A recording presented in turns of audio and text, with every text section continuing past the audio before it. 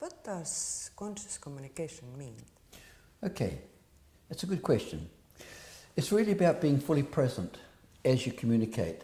And most people are not, because one of the first behaviours we learned as a human was actually to speak.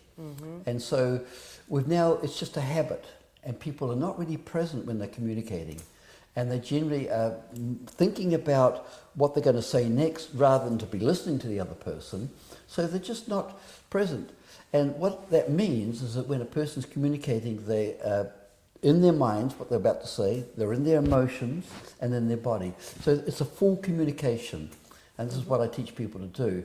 So therefore their message becomes clearer with less misunderstanding, and people connect on a deeper level. Interesting. But Colin, why people are so afraid to public speaking? People do have a fear of public speaking, and it's probably one of the biggest fears that people have.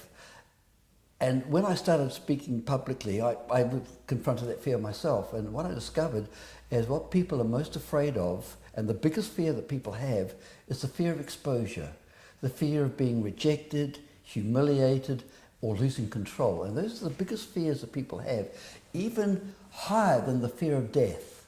Yeah. So in actual fact, when people are in front of the group, their deepest fears get triggered.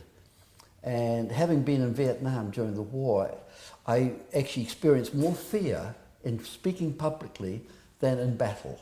You mean? Yeah, because you see, what I realized is that people are afraid of death, but less so compared with, as those fears, losing control, humiliation and rejection are the biggest fears that people have.